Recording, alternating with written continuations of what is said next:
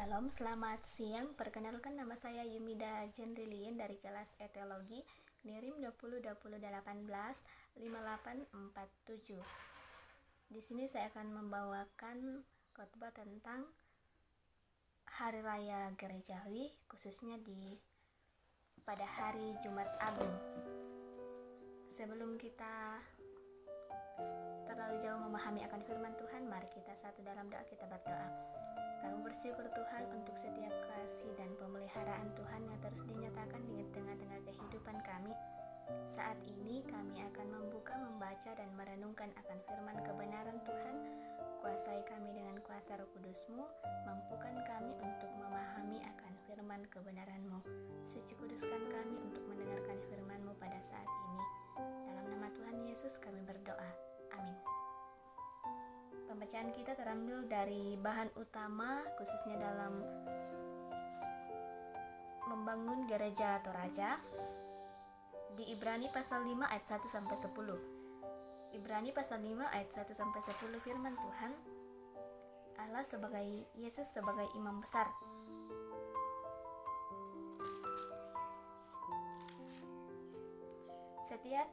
Sebab setiap imam besar yang dipilih dari antara manusia ditetapkan bagi manusia dalam hubungan mereka dengan Allah, supaya ia mempersembahkan persembahan dan korban karena dosa.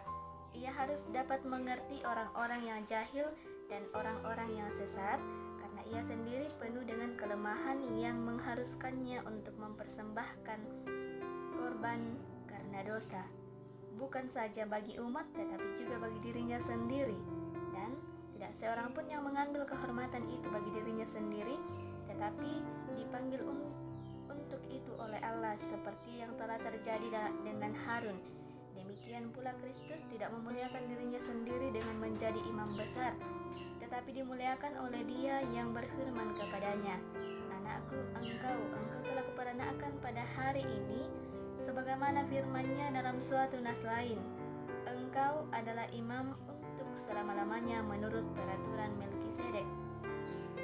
Dalam hidupnya sebagai manusia, ia telah mempersembahkan doa dan permohonan dengan ratap tangis dan keluhan kepada Dia yang sanggup menyelamatkannya dari maut, dan karena kesalehannya ia telah didengarkan.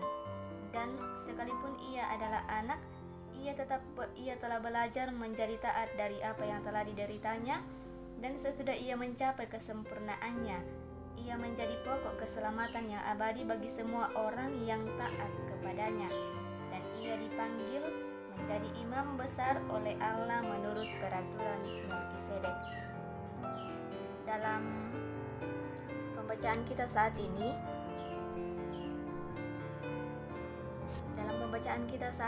diberikan satu tema, yaitu perdamaian pada salib. Batu dibuka umpakadelan bahasa Toraja, kasih kaeloan do kayu peata. Kasih kaeloan do kayu peata. Nah, dalam pembacaan kita saat ini, khususnya saya ambil dalam Hari Raya Gerejawi pada Jumat Agung. Kita tahu bahwa Jumat Agung diperingati sebagai hari untuk memperingati hari kesengsaraan, hari penderitaan yang dialami oleh Yesus Kristus di atas kayu salib. Nah, untuk itu kita melakukan Hari Raya Jumat Agung yang Kristus lakukan untuk menjadi korban untuk menebus dosa manusia. Dalam pembacaan kita saat ini berkaitan dengan imam. Dalam tradisi Israel, imam adalah orang yang istimewa, sehingga karena dia memiliki hak yang istimewa, imam ini menjadi perantara antara Allah untuk mempersembahkan korban penebusan dosa pada saat itu.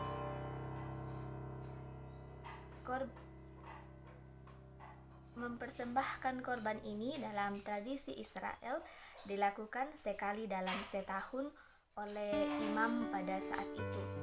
Nah, dalam pembacaan kita saat ini, Yesus sebagai imam besar memiliki hakikat di mana Dia dipilih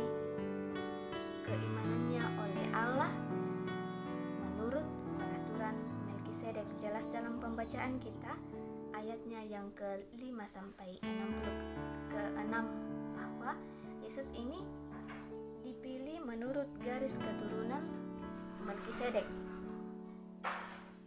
Dalam pembacaan kita bahwa Yesus Kristus sebagai imam besar memiliki hakikat sebagai Allah dan sebagai manusia yang sejati. Untuk itu, lewat keimanannya ini dia menyadari bahwa dia tidak ingin dimuliakan.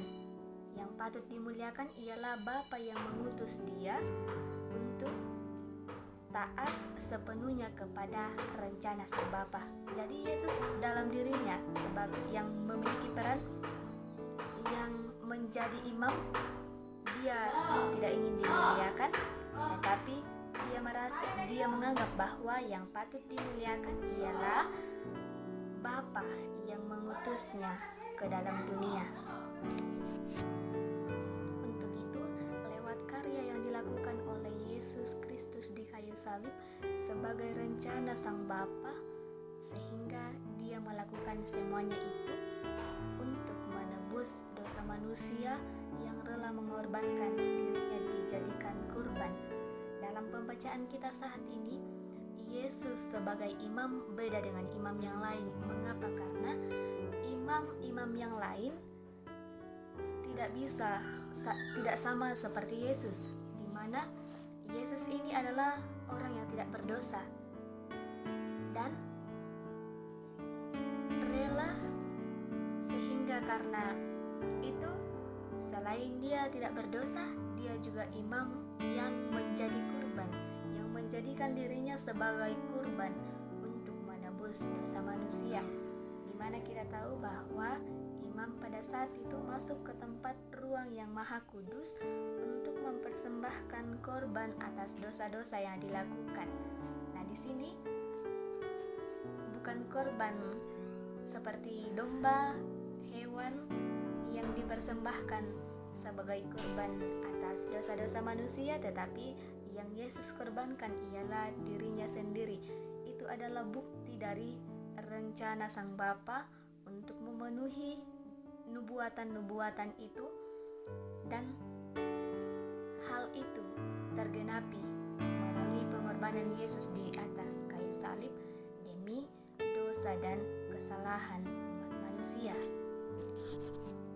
Di dalam diri Yesus sebagai imam dan juga kurban, di mana kedua hal tersebut menyatu, dan melalui semua itu tergenapi oleh karya Yesus di atas kayu salib dan dikerjakan oleh Yesus di atas kayu salib. Dari hal ini, keunggulan Yesus sebagai imam besar beda dengan Imam Harun, melebihi imam besar Harun dan imam-imam yang lain pada umumnya. Dia tidak pernah menyimpang daripada kehendak Allah dan taat sepenuhnya kepada kehendak sang Bapa, di mana kita tahu bahwa dia adalah Yesus yang tidak berdosa dan yang menjadi kurban atas dosa-dosa manusia. Lewat pengorbanan, lewat penderitaan, kesengsaraan yang dialami oleh Yesus sampai pada kematian di atas kayu salib, itu karena kasih dan kemurahannya bagi umatnya yang rela menjadi kurban penebusan. Dia adalah imam yang menjadi kurban penebusan atas dosa-dosa manusia. Lewat pengorbanan yang dilakukan oleh Yesus sampai pada kematiannya di kayu salib untuk menanggung dosa manusia, di situ nyata bahwa dia mendamaikan dirinya lewat pengorbanan, lewat karya, mendamaikan kita dengan Allah, di mana hubungan kita yang awalnya retak menjadi diperdamaikan oleh karena pengorbanan yang ditanggung oleh Yesus sebagai kurban bagi kita. Melalui karya Yesus di atas kayu salib, pengorbanannya bagi kita semua, kita mengalami duka cita. Bukan duka cita karena kematian Yesus Kristus, tetapi duka cita karena dosa-dosa kita, kesalahan kita, bahkan pelanggaran umat manusia, sehingga Yesus mati karena dosa kita. Untuk itu, saudara-saudara yang sama dikasihi Tuhan, di dalam kehidupan kita